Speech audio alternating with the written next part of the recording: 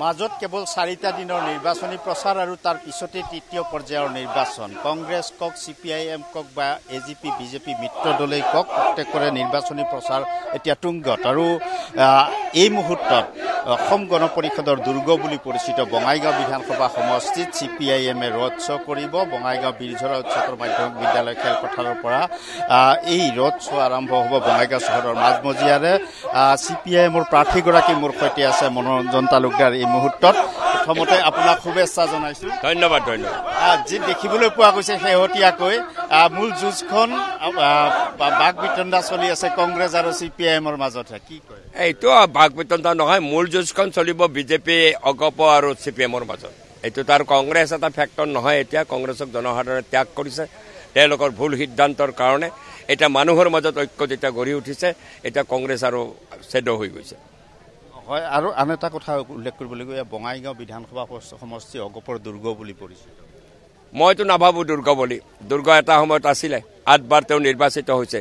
এতিয়া দুৰ্গৰ মূল ৰখীয়া ফণীভূষণ চৌধুৰী নিজে ভাৰাক্ৰান্ত। এনেকুৱা অৱস্থাত দুৰ্গ এতিয়া ভাঙি পৰিছে আৰু আমি এই দুৰ্গত প্ৰত্যাহ্বান জনাইছোঁ। আৰু দেখিছে আপোনালোকে, আমাৰ ৰাইজ ওলাই আহিছে। এইবাৰ ফণীভূষণ চৌধুৰীয়ে বঙাইগাঁৱতে প্ৰত্যাহ্বানৰ মুখামুখি হ'ব লাগিব ভয়ংকৰ কৰি। আপুনি কৈছে তেওঁ ভাগৰুৱা বুলি, ভাৰাক্ৰান্ত বুলি কৈছে। তেওঁ ভাৰাক্ৰান্ত। এইটো আমিতো দেখিছোঁ বিভিন্নভাৱে। তেওঁ নিজেই উঠিব খোজা নাছিল। কান্দা কটা কৰাৰ পিছত হিমন্ত বিশ্ব শৰ্মাৰ ধমক খাইহে উঠিছে।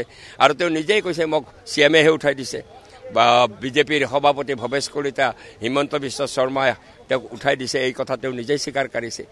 স্বীকাৰ কৰি পেলাই তেওঁৰ এতিয়া নিজে যেতিয়া অনিচ্ছুক, তেওঁ সভাই সমিতিও কৈ আছে মইতো MP হ'বলৈ ইচ্ছুক নাছিলোঁ, মোক মুখ্যমন্ত্ৰীয়ে উঠাইছে। তেনেকুৱা এজন ব্যক্তিক আমি ভাৰাক্ৰান্ত নকয় কি ক'ম? তেওঁতো ভাৰাক্ৰান্ত, তেওঁতো এৰিয়ে দিছে যুঁজখন।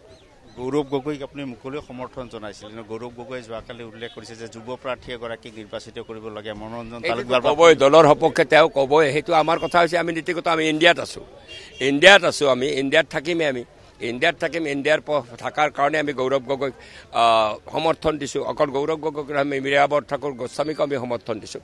বাকীবিলাকৰ ক্ষেত্ৰত আমি স্পষ্টভাৱে কৈছোঁ, যিয়ে বিজেপিক হৰুৱাব পাৰে তাকে ভোট দিয়াৰ কাৰণে আহ্বান জনাইছোঁ ৰাইজক। আৰু সেই আহ্বান মৰ্মে এতিয়াতো নগাঁও সমষ্টিত প্ৰদ্যুৎ বৰদলৈ জিকাৰ সম্ভাৱনা দেখা গৈছে। আজি কৰিমগঞ্জত কংগ্ৰেছৰ প্ৰাৰ্থী জিকাৰ সম্ভাৱনা দেখা গৈছে। আমি ভোট দিছোঁ।